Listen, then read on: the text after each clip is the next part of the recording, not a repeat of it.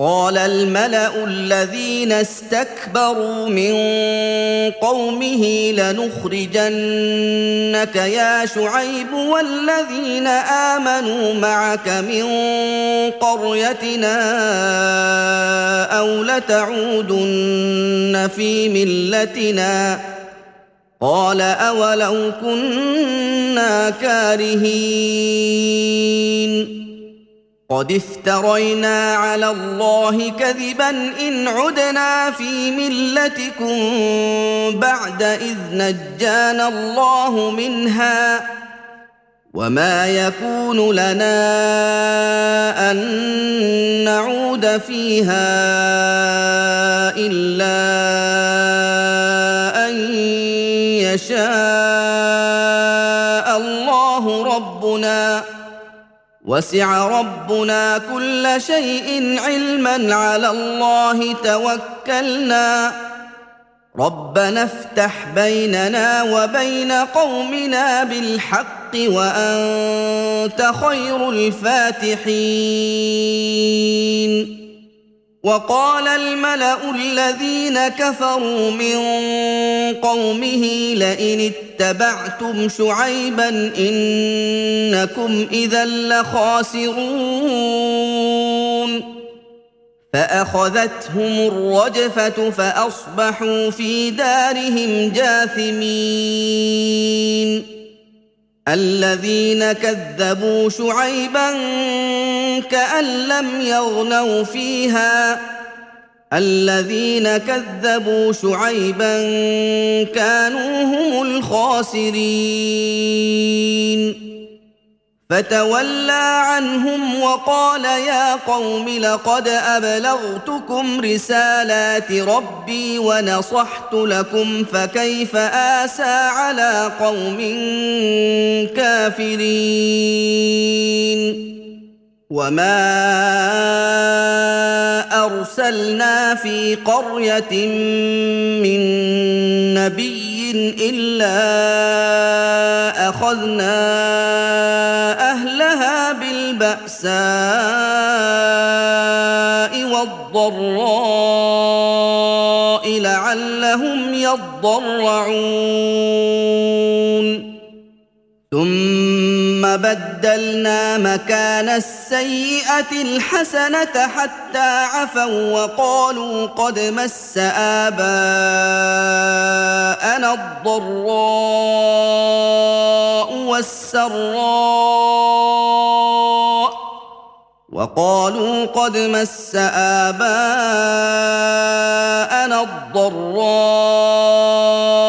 والسراء فأخذناهم بغتة وهم لا يشعرون ولو أن أهل القرى آمنوا واتقوا لفتحنا عليهم بركات من السماء والأرض ولكن كذبوا فأخذناهم بما كانوا يكسبون أفأمن أهل القرى أن يأتيهم بأسنا بياتا وهم نائمون أوأمن أهل القرى أن يأتيهم بأسنا ضحى وهم يلعبون أفأمنوا مكر الله فلا يأمن مكر الله إلا القوم الخاسرون أولم يهد للذين يرثون الأرض من بعد أهلها أن لو نشاء أصبناهم بذنوبهم ونطبع على قلوبهم فهم لا يسمعون تلك القرى نقص عليك من أنبائها ولقد جاءتهم رسلهم بالبينات فما كانوا ليؤمنوا بما كذبوا من قبل كذلك يطبع الله على قلوب الكافرين وما وجدنا لأكثرهم من عهد وإن وجدنا أكثرهم لفاسقين ثم بعثنا من بعدهم موسى بآياتنا إلى فرعون وملئه فظلموا بها فانظر كيف كان عاقبة المفسدين وقال موسى يا فرعون إني رسول من رب العالمين حقيق على ألا أقول على الله إلا الحق قد جئتكم ببينة من ربكم فأرسل معي بني إسرائيل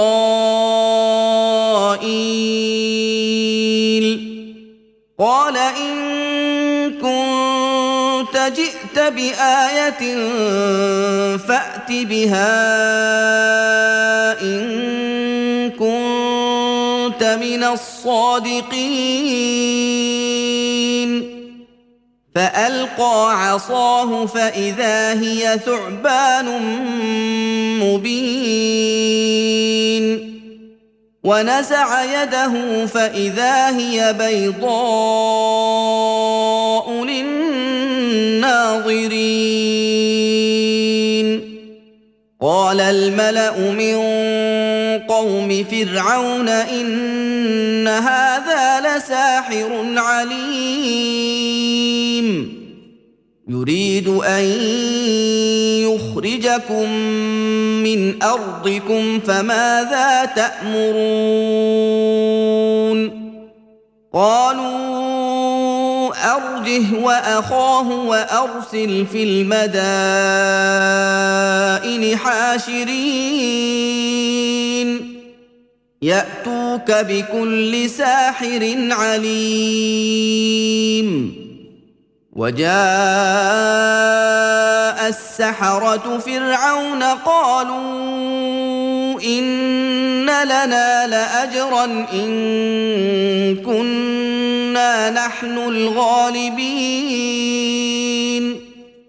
قال نعم وإنكم لمن المقربين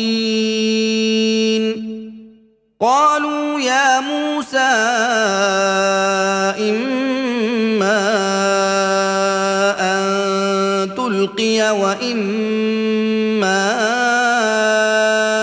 أن نكون نحن الملقين قال ألقوا فلما ألقوا سحروا أعين الناس واسترهبوهم وجاءوا بسحر عظيم وأوحينا إلى موسى أن ألق عصاك فإذا هي تلقف ما يأفكون فوقع الحق وبطل ما كانوا يعملون فغلبوا هنالك وانقلبوا صاغرين وألقي السحرة ساجدين قالوا آمنا برب العالمين رب موسى وهارون قال فرعون آمنتم به قبل أن آذن لكم إن هذا لمكر مكرتموه في المدينة لتخرجوا منها أهلها فسوف تعلمون لأقطعن أيديكم وأرجلكم من خلاف ثم لأصلبنكم أجمعين قالوا إنا إلى ربنا منقلبون وما تنقم منا إلا أن آمنا بآيات ربنا لما جاءتنا ربنا أفرغ علينا صبرا وتوفنا مسلمين وقال الملأ من قوم فرعون أتذر موسى وقومه ليفسدوا في الأرض ويذرك وآلهتك قال سنقتل أبناءهم ونستحيي نساءهم وإنا فوقهم قاهرون قال موسى لقومه استعينوا بالله واصبروا إن الأرض لله يورثها من يشاء من عباده إن الأرض لله يورثها من يشاء من عباده والعاقبة للمتقين قالوا أوذينا من قبل أن تأتينا ومن بعد ما جئتنا قال عسى ربكم أن يهلك عدوكم ويستخلفكم في الأرض فينظر كيف تعملون ولقد أخذنا آل فرعون بالسنين ونقص من الثمرات لعلهم يذكرون فإذا جاءتهم الحسنة قالوا لنا هذه وإن تصبهم سيئة يطيروا بموسى ومن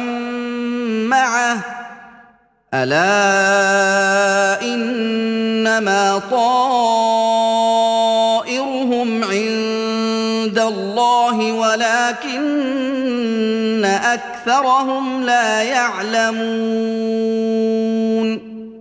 وقالوا مهما تأتنا به من آية لتسحرنا بها فما نحن لك بمؤمنين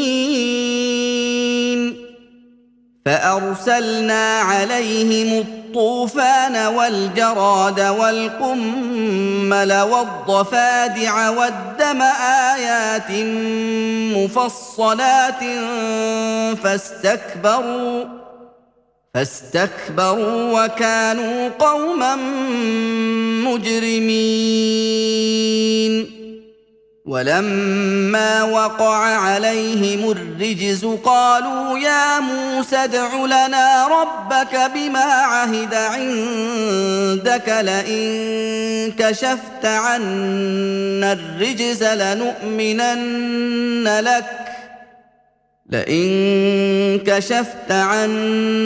الرجز لنؤمنن لك ولنرسلن معك بني إسرائيل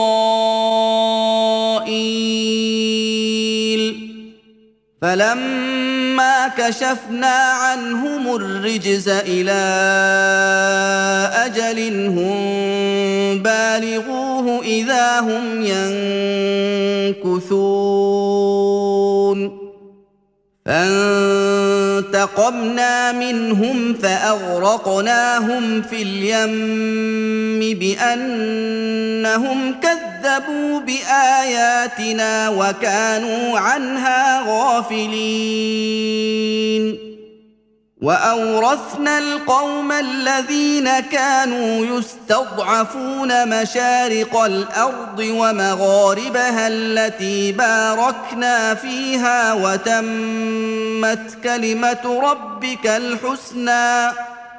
وتمت كلمة ربك الحسنى على بني إسرائيل بما صبروا ودمرنا ما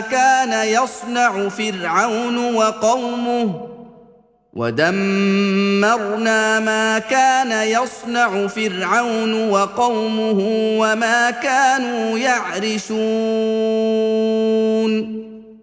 وجاوزنا ببني إسرائيل البحر فأتوا على قوم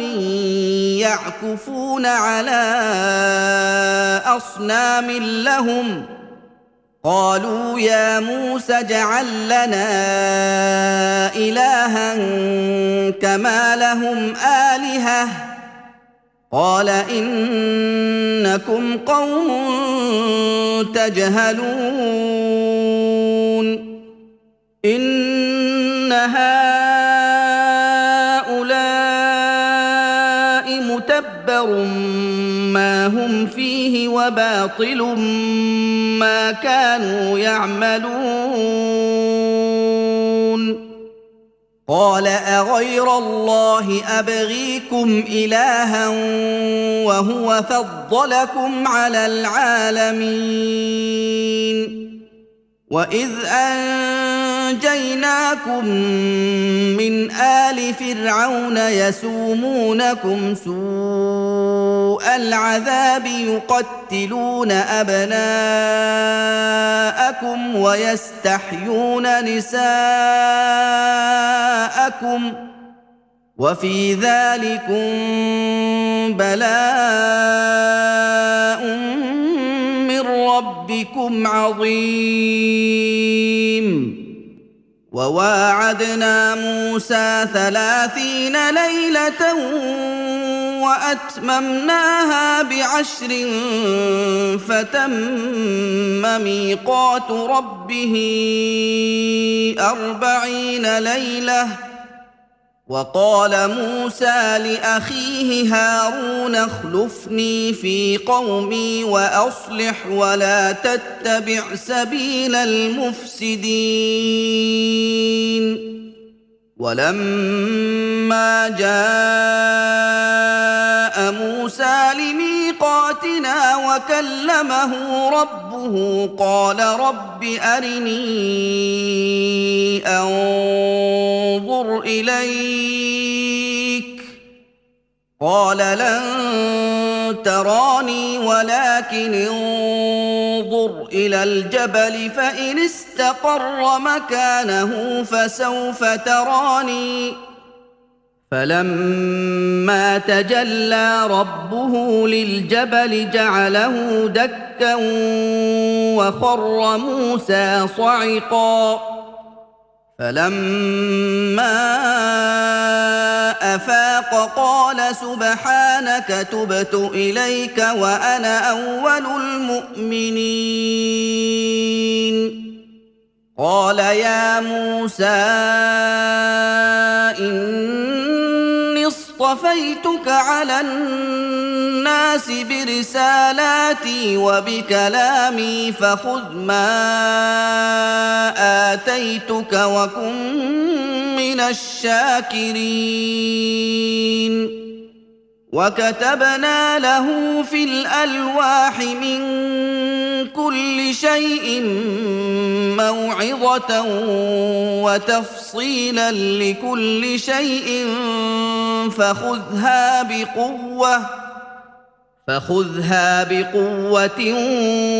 وأمر قومك يأخذوا بأحسنها سأريكم دار الفاسقين سأصرف عن آياتي الذين يتكبرون في الأرض بغير الحق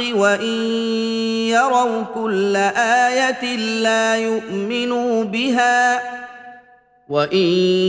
يروا كل آية لا يؤمنوا بها وإن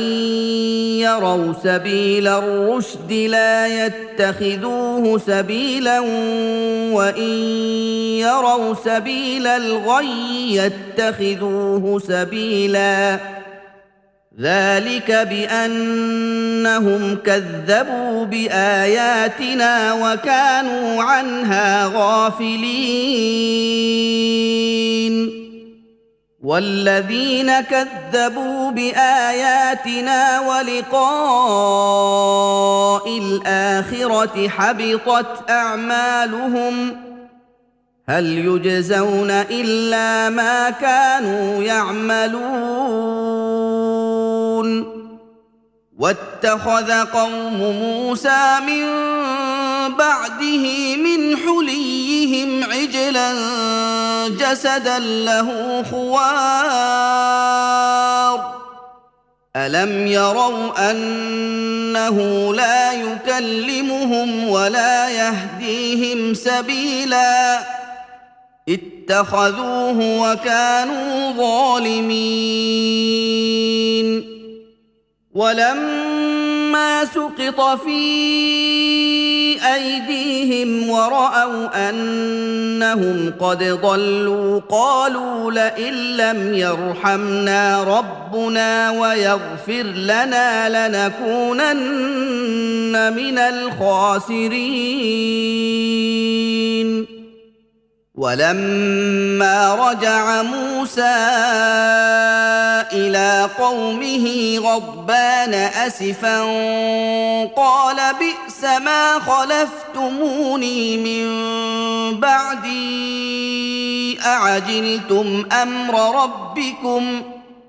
أعجلتم أمر ربكم وألقى الألواح وأخذ برأس أخيه يجره إليه قال ابن أم إن القوم استضعفوني وكادوا يقتلونني فلا تشمت بي الأعداء ولا تجعلني مع القوم الظالمين قال رب اغفر لي ولأخي وأدخلنا في رحمتك وأنت أرحم الراحمين إن الذين اتخذوا العجل سينالهم غضب من ربهم وذلة في الحياة الدنيا وكذلك نجزي المفترين والذين عملوا السيئات ثم تابوا من بعدها وآمنوا إن ربك من بعدها لغفور رحيم ولما سكت عن موسى الغضب أخذ الألواح وفي نسختها هدى ورحمة للذين هم لربهم يرهبون واختار موسى قومه 70 رجلا لميقاتنا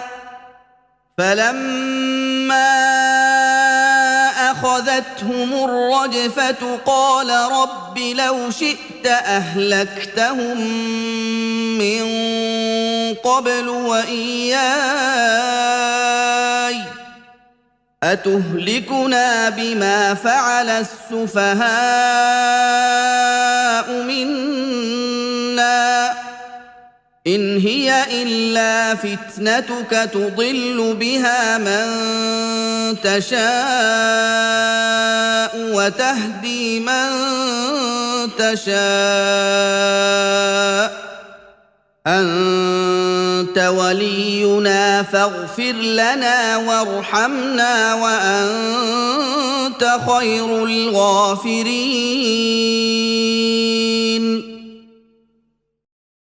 واكتب لنا في هذه الدنيا حسنة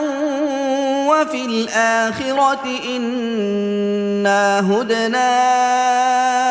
إليك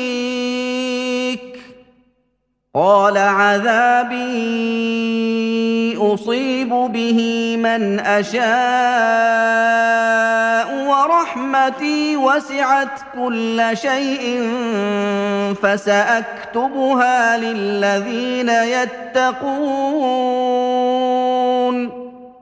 فسأكتبها للذين يتقون ويؤتون الزكاة والذين هم بآياتنا يؤمنون الذين يتبعون الرسول النبي الأمي الذي يجدونه مكتوبا عندهم في التوراة والإنجيل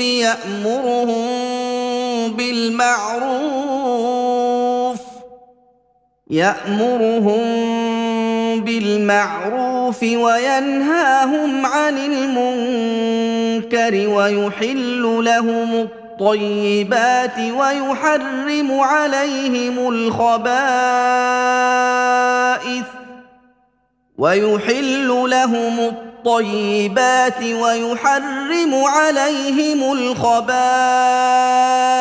ويضع عنهم إصرهم والأغلال التي كانت عليهم فالذين آمنوا به وعزروه ونصروه واتبعوا النور الذي أنزل معه أولئك هم المفلحون قل يا أيها الناس إني رسول الله إليكم جميعا الذي له ملك السماوات والأرض لا إله إلا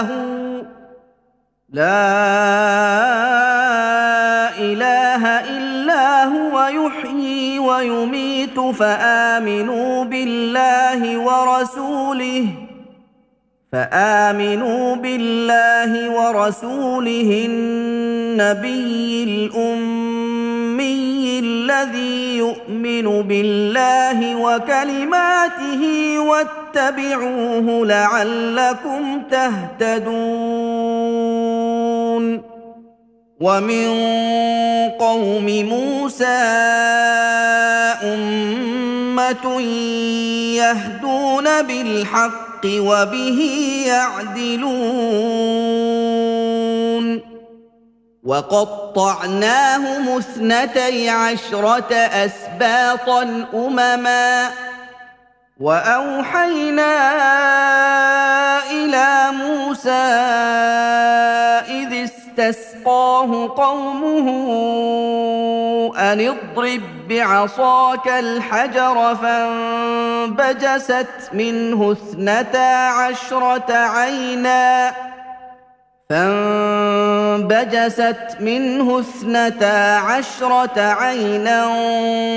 قد علم كل أناس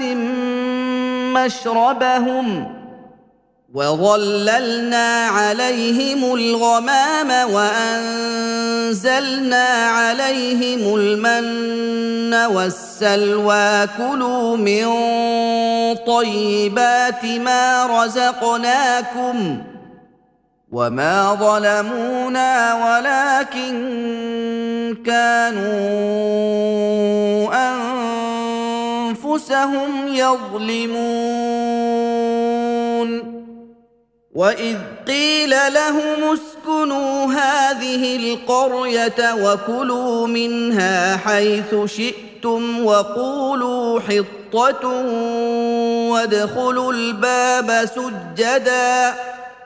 وادخلوا الباب سجدا نغفر لكم خطيئاتكم سنزيد المحسنين فبدل الذين ظلموا منهم قولا غير الذي قيل لهم فأرسلنا عليهم رجزا من السماء بما كانوا يظلمون واسألهم عن القرية التي كانت حاضرة البحر إذ يعدون في السبت إذ تأتيهم حيتانهم يوم سبتهم شرعا ويوم لا يسبتون لا تأتيهم كذلك نبلوهم بما كانوا يفسقون وإذ قالت أمة منهم لم تعظون قوما الله مهلكهم أو معذبهم عذابا شديدا قالوا معذرة إلى ربكم ولعلهم يتقون فلما نسوا ما ذكروا به أنجينا الذين ينهون عن السوء وأخذنا الذين ظلموا بعذاب بئيس بما كانوا يفسقون فلما عتوا عما نهوا عنه قلنا لهم كونوا قردة خاسئين وإذ تأذن ربك ليبعثن عليهم إلى يوم القيامة من يسومهم سوء العذاب إن ربك لسريع العقاب وإنه لغفور رحيم وقطعناهم في الأرض أمما منهم الصالحون ومنهم دون ذلك وبلوناهم بالحسنات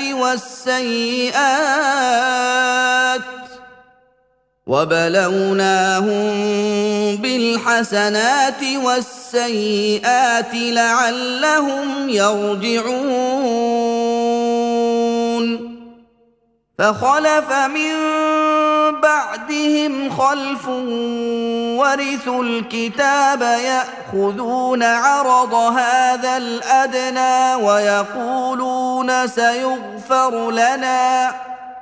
ويقولون سيغفر لنا وإن يأتهم عرض مثله يأخذوه ألم يؤخذ عليهم ميثاق الكتاب ألا يقولوا على الله إلا الحق ودرسوا ما فيه والدار الآخرة خير للذين يتقون أفلا تعقلون والذين يمسكون بالكتاب وأقاموا الصلاة إنا لا نضيع أجر المصلحين وإذ نتقنا الجبل فوقهم كأنه ظلة وظنوا أنه واقع بهم خذوا ما آتيناكم بقوة خذوا ما آتيناكم بقوة واذكروا ما فيه لعلكم تتقون وإذ أخذ ربك من بني آدم من ظهورهم ذريتهم وأشهدهم على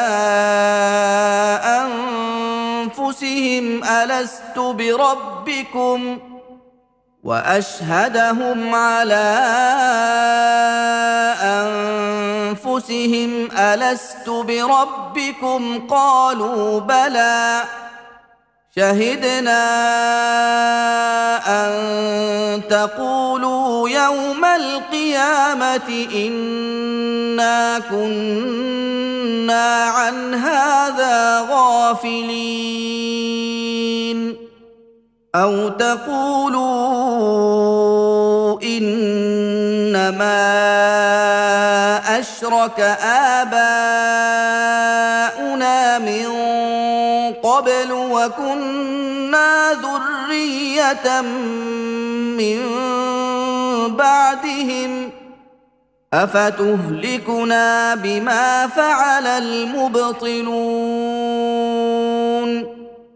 وكذلك نفصل الآيات ولعلهم يرجعون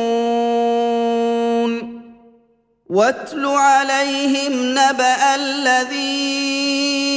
آتيناه آياتنا فانسلخ منها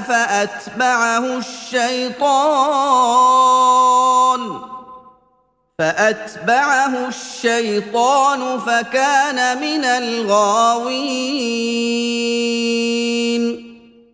ولو شئنا لرفعناه بها ولكنه أخلد إلى الأرض واتبع هواه فمثله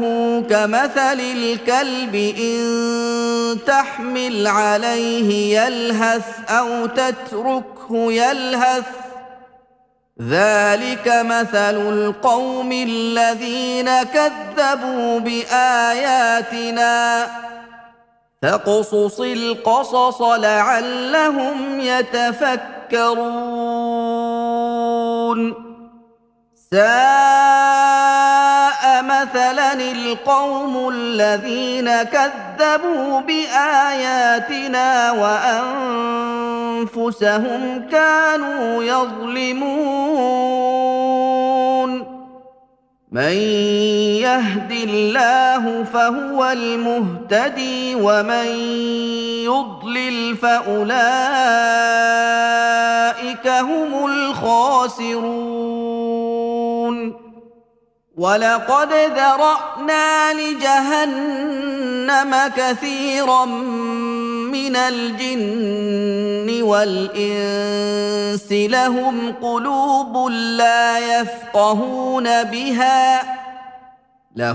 قلوب لا يفقهون بها ولهم أعين لا يبصرون بها ولهم آذان لا يسمعون بها أولئك كالأنعام بل هم أضل أولئك هم الغافلون ولله الأسماء الحسنى فادعوه بها وذروا الذين يلحدون في أسمائه سيجزون ما كانوا يعملون وممن خلقنا أمة يهدون بالحق وبه يعدلون والذين كذبوا بآياتنا سنستدرجهم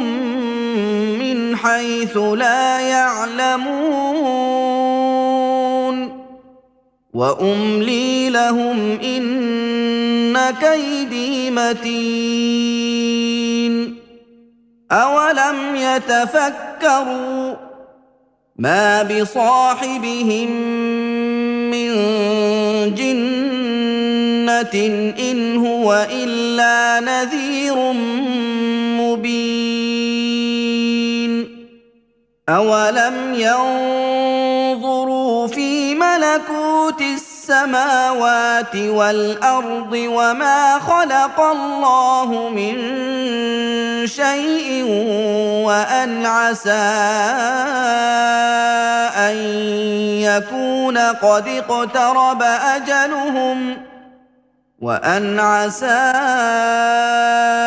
أن يكون قد اقترب أجلهم فبأي حديث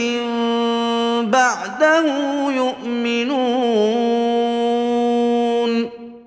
من يضلل الله فلا هادي له ويذرهم في طغيانهم يعمهون يسألونك عن الساعة أيان مرساها قل إنما علمها عند ربي لا يجليها لوقتها إلا هو ثقلت في السماوات والأرض لا تأتيكم إلا بغتة يسألونك كأنك حفي عنها قل إنما علمها عند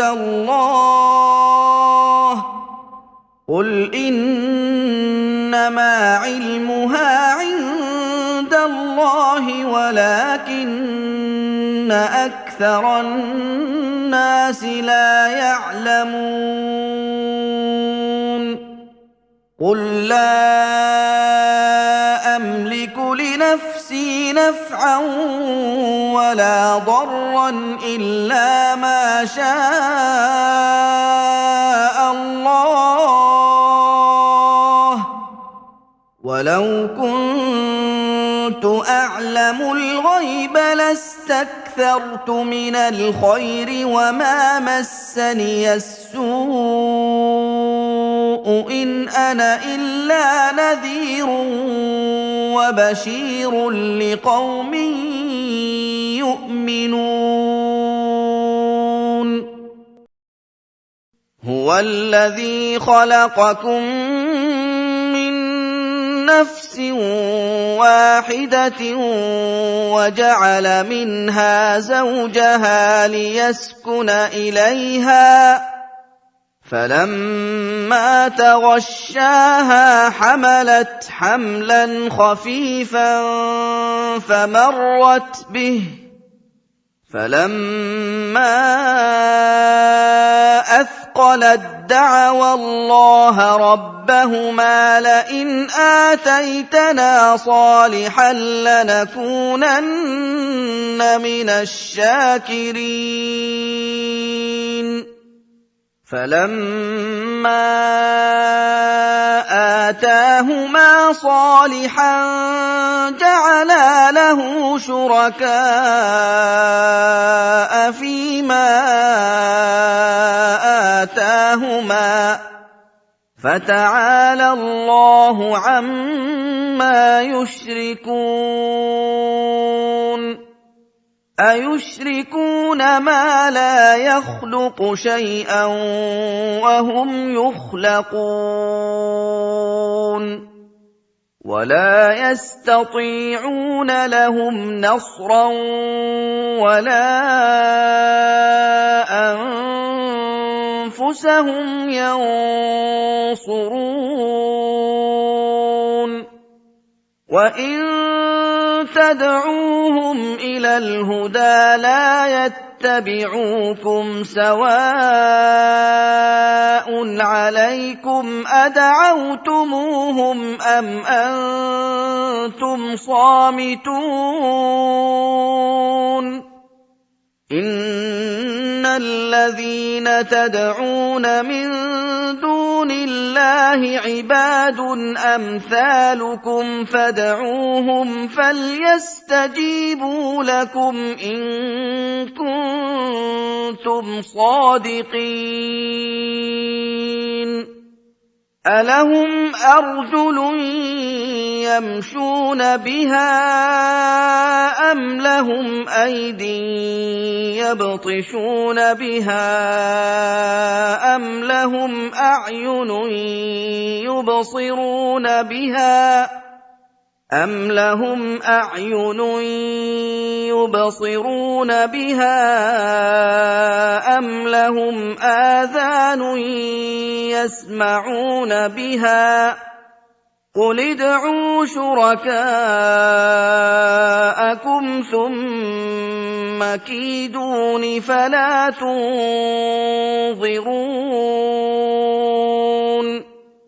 إن وليي الله الذي نزل الكتاب وهو يتولى الصالحين والذين تدعون من دونه لا يستطيعون نصركم ولا أنفسهم ينصرون وإن تدعوهم إلى الهدى لا يسمعوا وتراهم ينظرون إليك وهم لا يبصرون خذ العفو وأمر بالعرف وأعرض عن الجاهلين وإما ينزغنك من الشيطان نزغ فاستعذ بالله إنه سميع عليم إن الذين اتقوا إذا مسهم طائف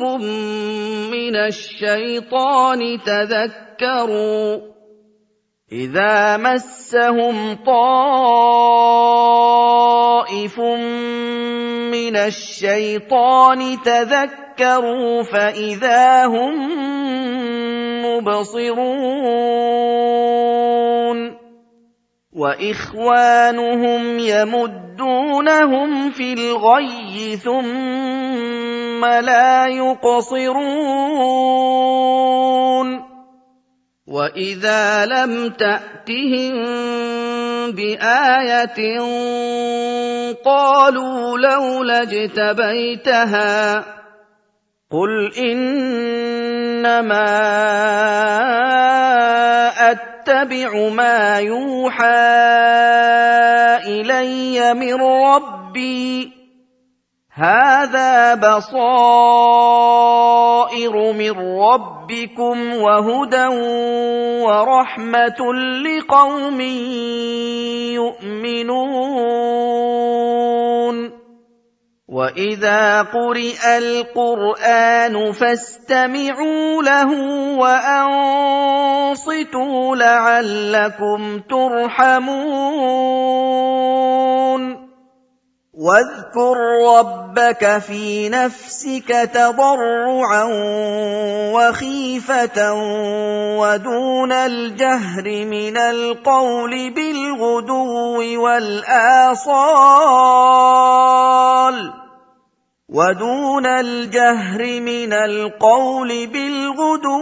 والآصال ولا تكن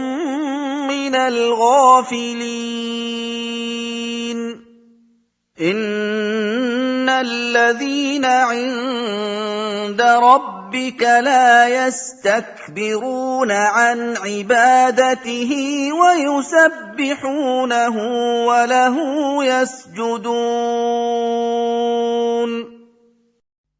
بسم الله الرحمن الرحيم.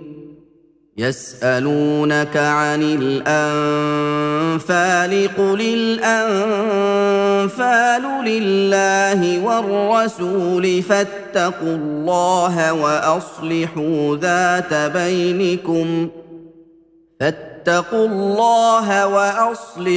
ذات بينكم وأطيعوا الله ورسوله إن كنتم مؤمنين.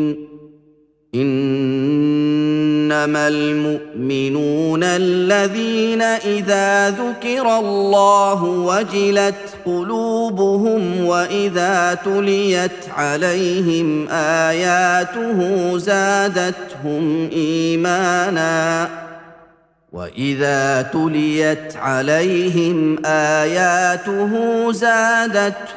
إيمانا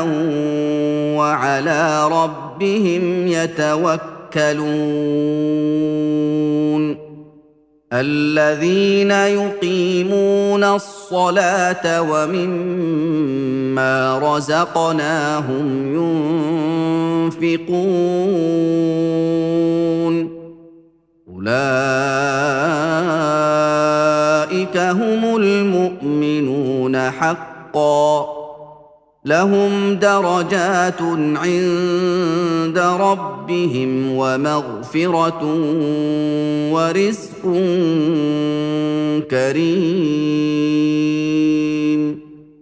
كما أخرجك ربك من بيتك بالحق وإن فريقا من المؤمنين لكارهون. يجادلونك في الحق بعدما تبين كأنما يساقون إلى الموت وهم ينظرون. وإذ يعدكم الله إحدى الطائفتين أنها لكم وتودون أن غير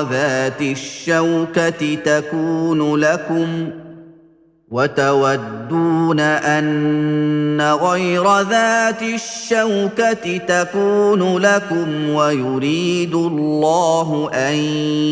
يحق الحق بكلماته ويقطع دابر الكافرين. ليحق الحق ويبطل الباطل ولو كره المجرمون. إذ تستغيثون ربكم فاستجاب لكم أني ممدكم ب1000 من الملائكة مردفين. وما جعله الله إلا بشرى ولتطمئن به قلوبكم وما النصر إلا من عند الله إن الله عزيز حكيم. إذ يغشيكم النعاس أمنة منه وينزل عليكم من السماء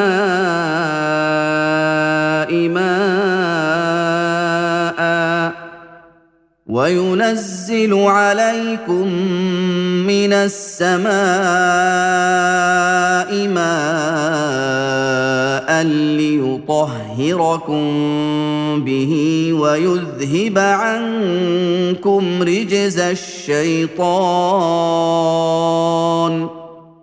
ليطهركم به ويذهب عنكم رجز الشيطان وليربط على قلوبكم ويثبت به الأقدام إذ يوحي ربك إلى الملائكة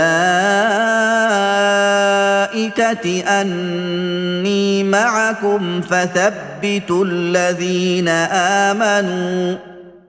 سألقي في قلوب الذين كفروا الرعب فاضربوا فوق الأعناق واضربوا منهم كل بنان ذلك بأنهم شاقوا الله ورسوله ومن يشاقق الله ورسوله فإن الله شديد العقاب ذلكم فذوقوه وأن للكافرين عذاب النار يا أيها الذين آمنوا إذا لقيتم الذين كفروا زحفا فلا تولوهم الأدبار ومن يولهم يومئذ دبره إلا متحرفا لقتال أو متحيزا إلى فئة فقد باء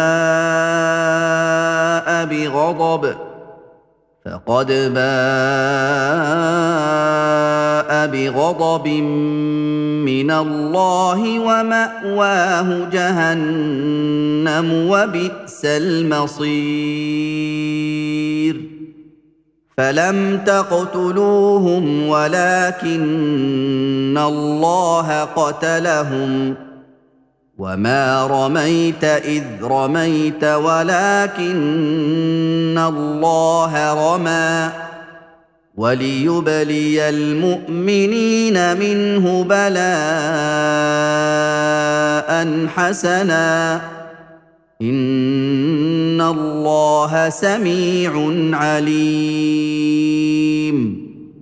ذلكم وأن الله موهن كيد الكافرين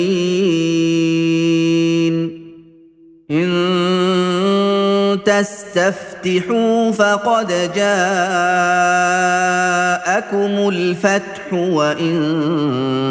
تنتهوا فهو خير لكم وإن تعودوا نعد ولن تغني عنكم فئتكم شيئا ولو كثرت وأن الله مع المؤمنين يا أيها الذين آمنوا أطيعوا الله ورسوله ولا تولوا عنه وأنتم تسمعون ولا تكونوا كالذين قالوا سمعنا وهم لا يسمعون إن شر الدواب عند الله الصم البكم الذين لا يعقلون ولو علم الله فيهم خيرا لاسمعهم ولو اسمعهم لتولوا وهم معرضون يا ايها الذين امنوا استجيبوا لله وللرسول اذا دعاكم لما يحييكم استجيبوا لله وللرسول إذا دعاكم لما يحييكم واعلموا أن الله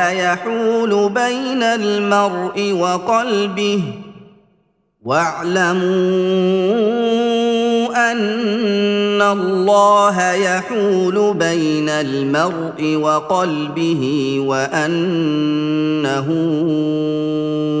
إليه تحشرون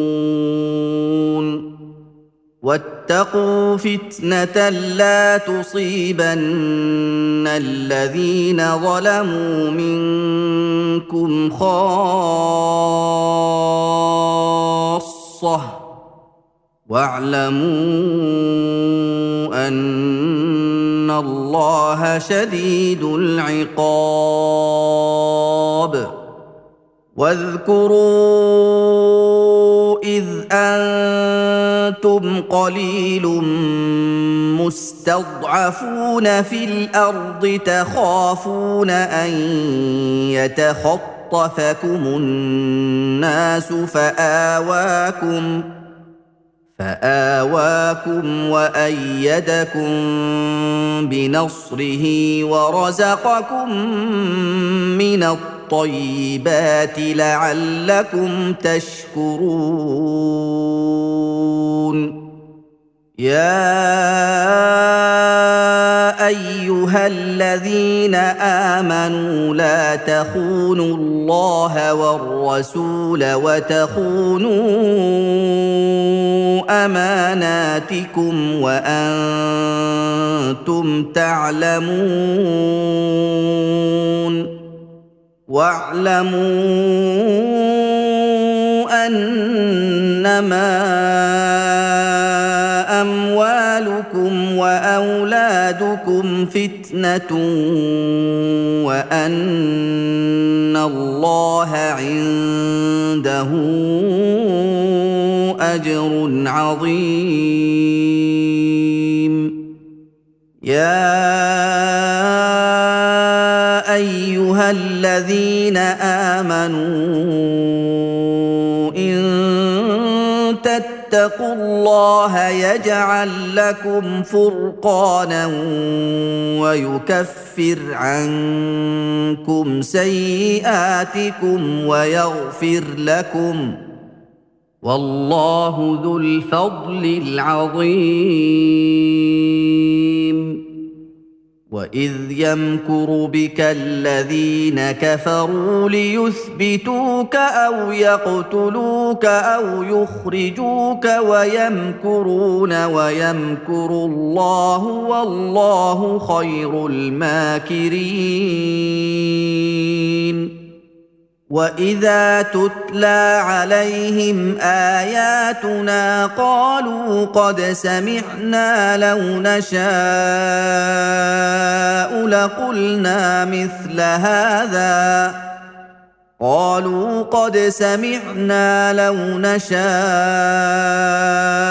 لقلنا مثل هذا إن هذا إلا أساطير الأولين وإذ قالوا اللهم إن كان هذا هو الحق من عندك فأمطر علينا حجارة من السماء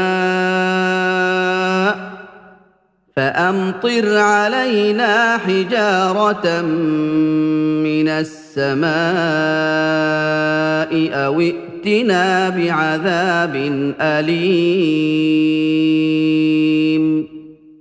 وما كان الله ليعذبهم وانت فيهم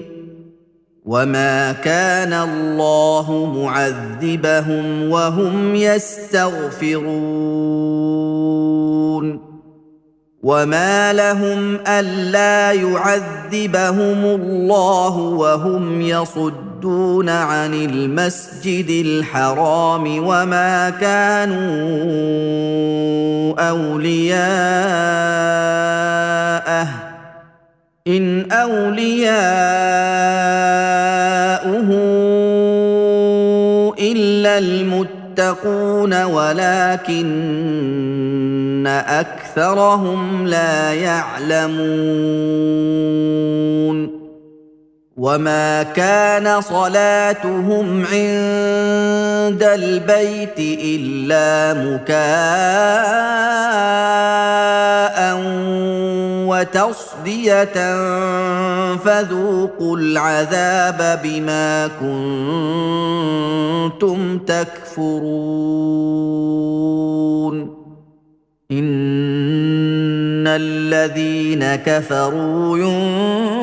ينفقون اموالهم ليصدوا عن سبيل الله فسينفقونها ثم تكون عليهم حسرة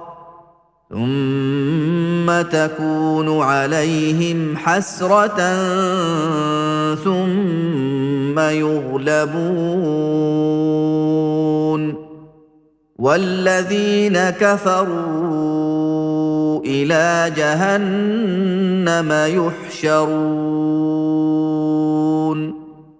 ليميز الله الخبيث من الطيب ويجعل الخبيث بعضه على بعض